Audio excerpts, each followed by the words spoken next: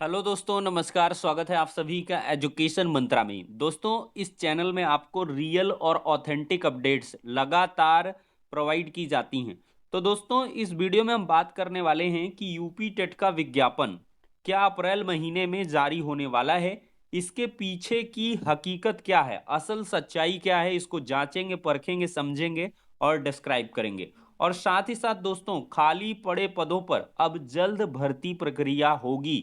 ये क्यों ऐसा कहा जा रहा है, इस बिंदु पर भी चर्चा करने वाले हैं। तो चलिए दोस्तों, वीडियो को शुरू करते हैं। दोस्तों, अगर देखा जाए तो सोशल मीडिया प्लेटफॉर्म पर इन दिनों आपको एक वायरल खबर दिखाई पड़ रही है कि यूपी टेट का विज्ञापन अप्रैल के महीने में जारी किया जाएगा। और इसके पीछे की जो वजह है, कयास जो लगाए जा रहे हैं, वो माननीय सुप्रीम कोर्ट में चल रहे केस के आधार पर लगाए जा रहे हैं। सुप्रीम कोर्ट में जो केस चल रहा है वो पदोन्नति को लेकर के है। यानी कि पदोन्नति को लेकर के जो सुप्रीम कोर्ट में आगे अभी 20 मार्च को सुनवाई होगी। और एनसीटी ने जो हलफनामा लगाया है उसमें साफ तौर पर यूपी टेट किए बगैर आपकी पदोन्नति नहीं हो सकती है, इस प्रकार की चीजें निकल के आ रही हैं। और साथ ही साथ ये भी है कि कुछ टीचर्स को, जिन्होंने यूपी टेट अभी उत्तीर्ण नहीं किया है, तो उनको अध्यापन कार्य करने के लिए यानी कि सेवा में बने रहने के लिए यूपी टेट क्लियर करना होगा। उसके लिए मैं आपको एक सेपरेट वीडियो प्रोवाइड करूंगा जिसमें कि बताया जाएगा कि कौन से ऐसे रिक्रूटेड टीचर्स हैं जिनको यूपी टेट या सी टेट उत्तीर्ण करना अनिवार्य होगा, और कौन से ऐसे टीचर्स हैं जिनको इसकी कोई भी जरूरत नहीं है। और साथ ही साथ ऐसे कौन से टीचर्स हैं जिनको प्रमोशन के लिए टीटी अनिवार्य रहेगा, और ऐसे कौन से टीचर्स हैं जिनके लिए यूपी टेट की बाध्यता नहीं है। ये क्लैरिफिकेशन आपको एक सेपरेट वीडियो में मिलेगा।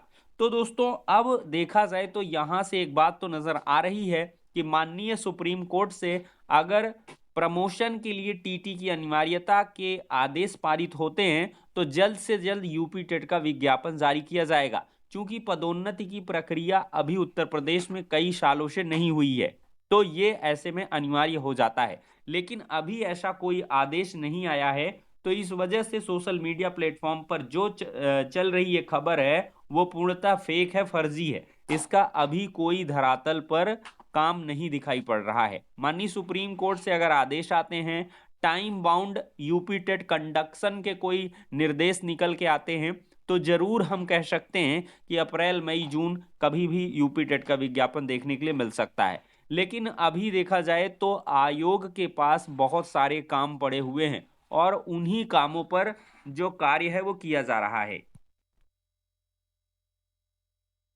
देखिए दोस्तों, आयोग अभी असिस्टेंट प्रोफेसर और टीजीटी पीजीटी की परीक्षा कराने में लगा हुआ है, वही नहीं करा पा रहा है। 18 और 19 मार्च को आयोग में टीजीटी पीजीटी की पुनः बैठक भी बुलाई गई है, टीजीटी पीजीटी परीक्षा के लिए।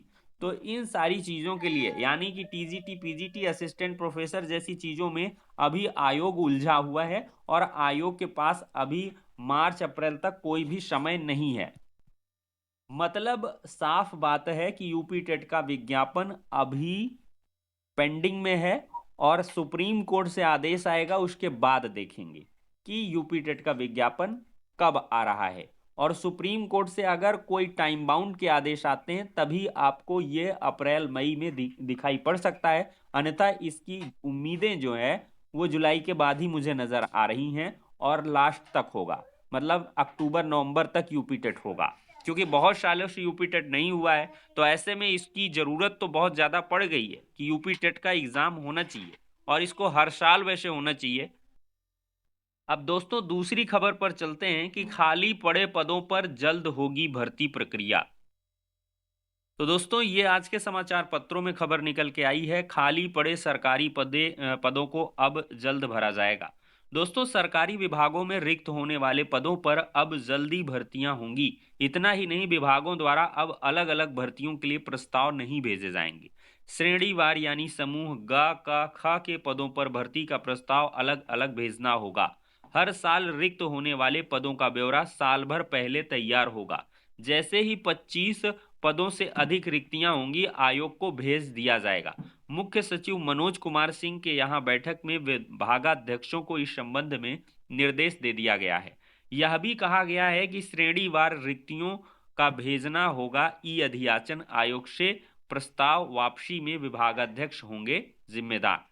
तो यह भी कहा गया है कि रिक्तियों का प्रस्ताव सिर्फ ई अधियाचन पोर्टल के माध्यम से ही भेजा जाएगा। खामियों के चलते प्रस्ताव वापस आने पर विभागाध्यक्ष जिम्मेदार होंगे।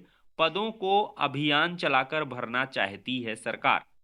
और दोस्तों, मुख्यमंत्री का निर्देश है कि पदोन्नतियां जो हैं सितंबर तक हर हाल में पूरी कर ली जाएं और रिक्त पदों का ब्यौरा भी ई अधियाचन के माध्यम से भेजा जाए। तो दोस्तों, ये सारी चीजें देख करके आप लोग समझ गए होंगे कि जो अब टाइम है वो बहुत कम लगा करेगा।